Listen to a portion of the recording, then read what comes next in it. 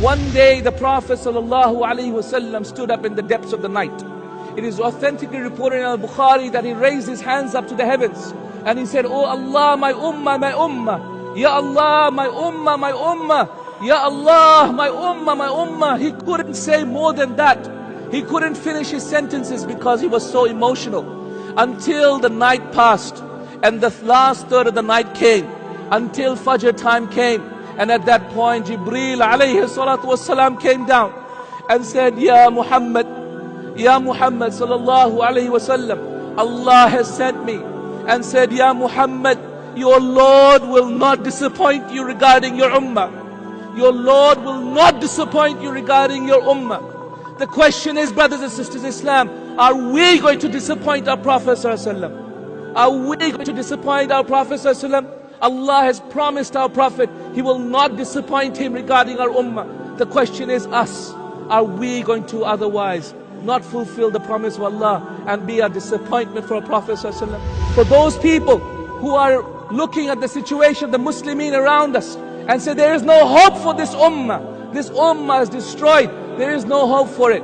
Those who look at the situation of Islam and Muslims and the countries of Islam and Muslims being eaten up by other people. But Allah, I will tell you, every single person that has made an effect in this dunya was not a really great man before they became great. They were not particularly talented, not particularly educated, not particularly eloquent. They didn't need the permission of everybody. They didn't have the help of everyone as well. But Allah, they had one thing and one thing only, and that was a deep burning desire to achieve something. Be you of those people who fulfill His vision. Be you of those people who fulfill your love for Allah Azza wa Jal by pursuing the vision of Rasulullah sallallahu alaihi wasallam on this earth. Everyone will say, I love Allah or I want to love Allah. However, certain things prevent them from proving their love for Allah Azza wa Jal. The first thing that prevents them is this negativity. I can't be that great. I can't prove my love to Allah. I've done too much sins. I'm not someone special. I don't have Islamic knowledge. I only know so little. I'm not from a great family. I'm not a great speaker. How can I truly do so many things? How can I prove my actions? How can I increase my actions in order to prove my love to Allah Azza wa Jal? I'm no one special. But by Allah, you are special. You are special.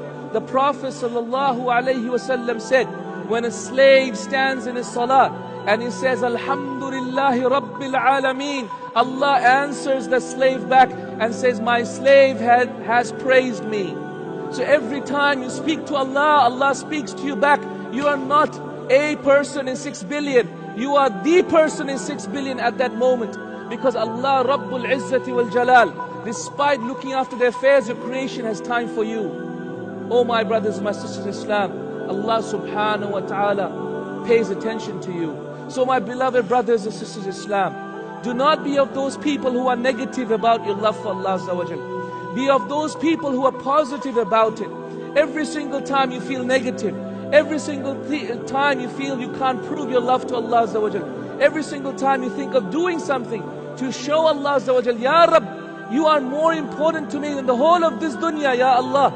Every single time you feel like this, remember, by Allah, the Prophet ﷺ was a very positive person. Be very positive about yourself.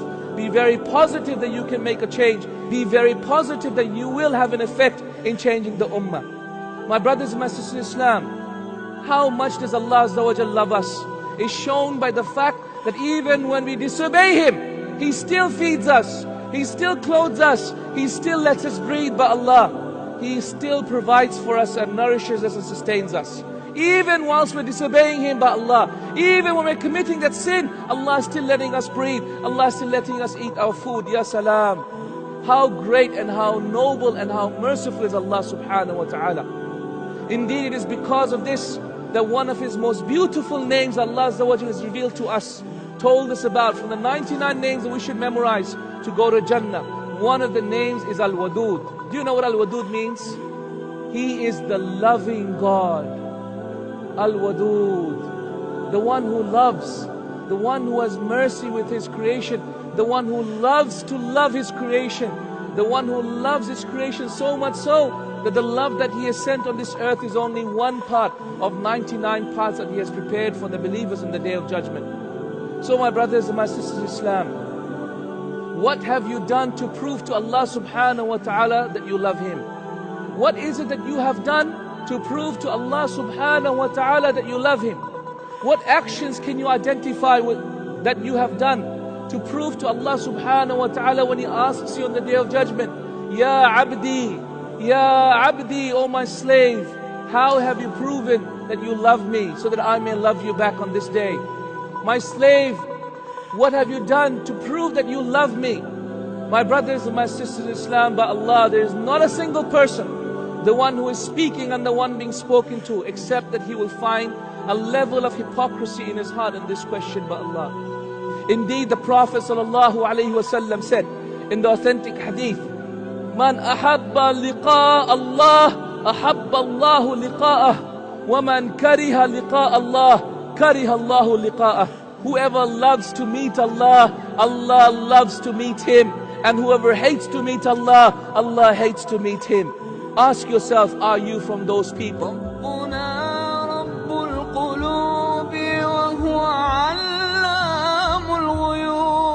في الشروق وفي الغروب نوره يهدي العصا ربنا رب القلوب وهو